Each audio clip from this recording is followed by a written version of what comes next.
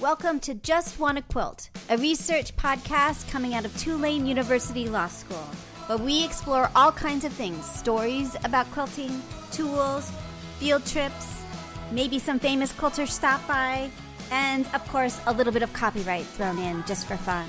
I'm Dr. Elizabeth Townsend Guard. I'm a law professor, and I just want to quilt.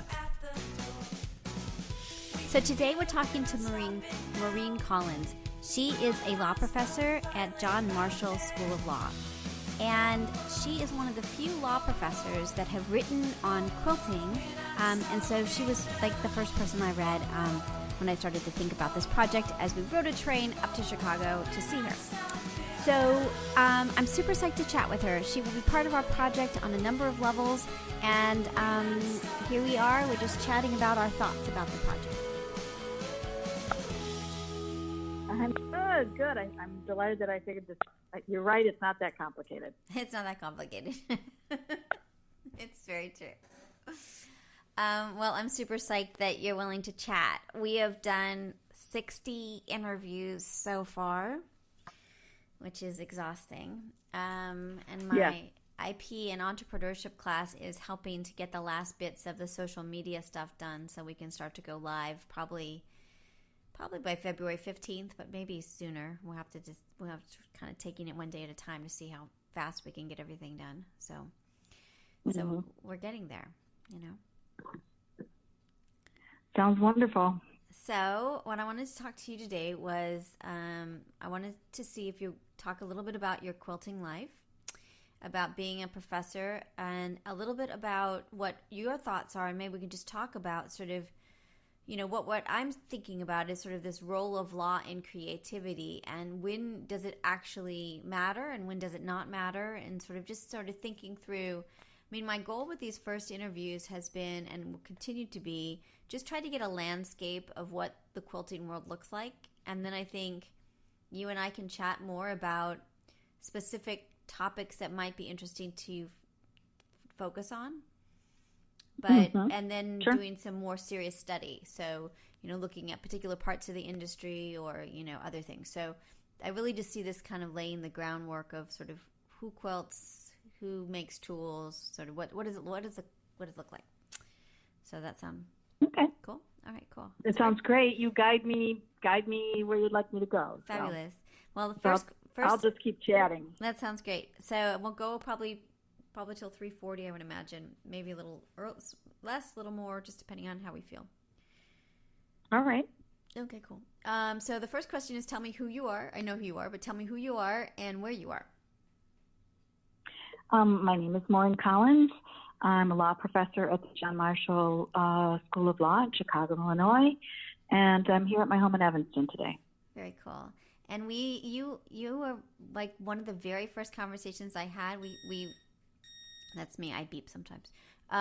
So when I came to Chicago, I sought you out. Like, you were like the very first person, I think, very close to the first person that I started to sort of talk about this project and hoped that you'd come aboard and be part of it. So I'm super psyched that you're willing to chat and play. Well, I was so excited to find somebody who shared my passion for both quilt and the law. Yeah, it's so cool. So tell us, before we begin, I have one question we start with, but before we do that question, we can do the first question, I guess. So the first question is, what's your first memory of someone sewing or quilting in your life? No one in my life really quilted. In fact, I don't come from a particularly handy family. First time I remember sewing was in home ec, which was a mandatory class at the time for all women in the 9th grade at my high school. But I always admired quilts, and I can sew, you know, basic squares, but I don't really have any significant ability to sew. But I always wanted to quilt, and when I turned 40, I sort of made a commitment to myself to really pursue my interest. And I took a quilt in a day class where you went in at 9, left at 5, and made a quilt. That's really and that was really the first time I was exposed to it. And then what happened after that class? I haven't really stopped since. It exploded for me. Fabric began to pile up. Quilts began to be made. I really appreciate it. I had a great teacher. Her name, believe it or not, was April Wind. And her motto was never let perfection get in the way of your quilt. And she insisted that we throw all our scraps on the floor and just sew with abandon. And that really spoke to me. I was nervous because so many of the other people in the class were expert sewers. But I was the one who got my quilt finished that day, and I just never stopped. I'm a maker. I've liked to make things since I was a little kid. You know, macrame, latch hook, I regret to say. But knitting, cross-stitching, embroidery, you name it, I've always had something in my hands. And this was just the ultimate for me because I can't draw to save my life. But quilting, you let the fabric do all the hard work. And I fell in love really many quilts ago. I feel the same way. What is it about, like, are there specific parts that, and we'll talk more about like our professional stuff in just a second, but are there favorite parts you have to making quilts? Or do you like all of it? It's easily picking out the fabric is my favorite part. Really? And yes, absolutely. I definitely, I'm not a technician. I'm not good with precision, but color and pattern, that's my strong suit. In fact, when I am with other quilting friends, one in particular, when I taught to quilt, one of my former students, she hates picking out the fabric, but she likes the little pointy details. So we're actually great quilting buddies because I like to pick out her fabric and she helps me with technique. That's very cool. So picking out the fabric is my very favorite part. What's your least favorite part? My least favorite part is finishing the quilt, doing the actual binding of the quilt, piecing the fabric, selecting the fabric, and then those first few pieces that you put together when the magic happens. That's my favorite. Yeah. Interesting. So tell me how quilting connects to your daily job and your work. Well, it's interesting because I practiced in the intellectual property field before I became an academic, and that was 28 years ago, I guess now. And when I first began to teach intellectual property, I saw right away what some of the issues were, particularly as they related to quilts and copyrights. And the first article I ever completed and published for tenure consideration was about copyright protection for quilted works. And it has really inspired, one way or another, a lot of things that I've written since. It also directed me into the art law field and encouraged me to expand my work with a group in Chicago called Lawyers for the Creative Arts. And it's all just come together. And in fact, one of the things, when I was a fairly early quilter, I joined a quilt guild. And I was able to give presentations to the guild of about 100 people or so about legal issues that affect quilters. And we then put on a conference at DePaul Law School, where I was at the time, for about maybe 125 people, all quilters, who came, and we had speakers, and we all talked simply about the legal issues that affect quilters. It was amazing. That's really cool. I'm affectionately referred to as the quilt lawyer. Sometimes I get people who call me and say, so-and-so told me to call you and ask. Totally. And you are the quilt lawyer. Yeah, it's a pretty great nickname. Yeah, it's a great nickname. That's really great. Well, there's a lot to unpack there. So when was the conference that you first did on quilting? Gosh, it had to be maybe early, maybe 2002, 2003. Yeah, somewhere around there. I think we're due for another one, don't you think?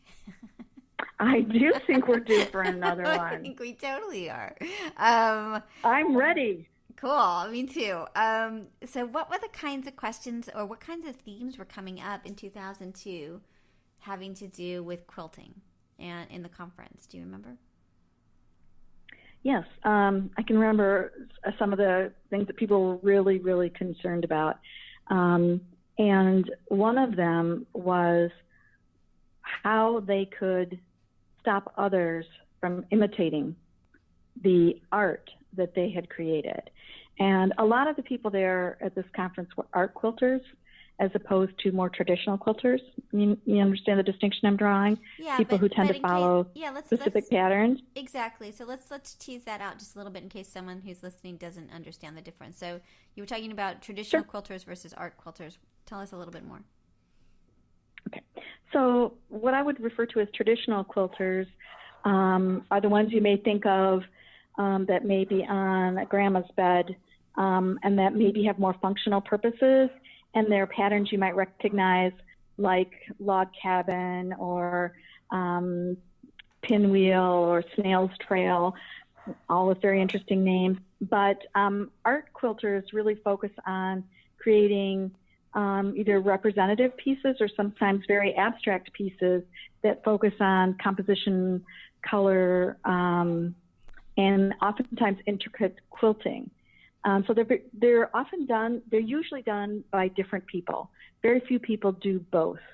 And I fall into the latter category, probably because I don't have the technical skills to do the former, but that's what really appealed to me. So I gravitated towards a group of art quilters here in the Chicago area, and they were coming up with some really amazing, very unique things. And they were concerned that other people were copying their things. Other people had concerns that they were worried about infringing on the rights of others. I remember two people in particular. One of them, I think she came down from Wisconsin, and she told us that she had created a quilt for a raffle to benefit a charity, and it was a representation of the Harley-Davidson logo. And she was very concerned that she would be pursued for trademark infringement. We talked about the legitimacy of that concern and some of the issues that come up. Well, Harley-Davidson licenses its trademark to be printed on fabric. Can I make a quilt out of Harley-Davidson fabric and then, raffle it? Is that different than creating a logo out of plain colored fabrics that mimics the Harley-Davidson logo? Are they likely to come after me? It was really an interesting discussion. And what was your answer to her? It was, we'll find out, because at the time, there are, as a former trademark attorney, I know that there are certain companies that are very, very aggressive or protective of their trademarks, and Harley-Davidson happens to be one.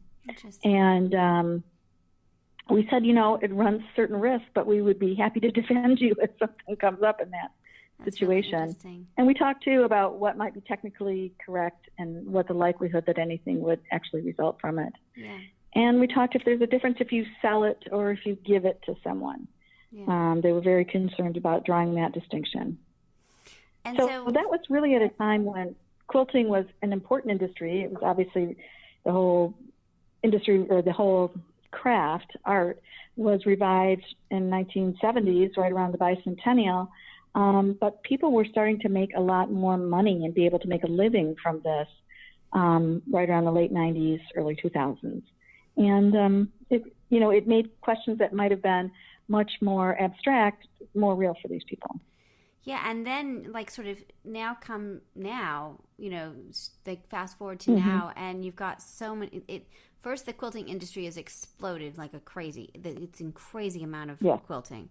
It's in this hyper capitalist state, and then you've got Etsy, and you've got the social media, and you've got Pinterest now, and you've got it just multiplies all of those questions in kind of an amazing way, don't you think? It does. I do think so, because I'm thinking of the woman who made the Harley-Davidson quilt. It may have been her community that purchased the raffle tickets that ever saw that quilt. Now you can assume she would post it on Facebook. She might put it up on Pinterest. There would be a picture on the internet, and the likelihood that it would come to the attention of a trademark owner is significantly different. And at the totally, So, and at the same time, trademark holders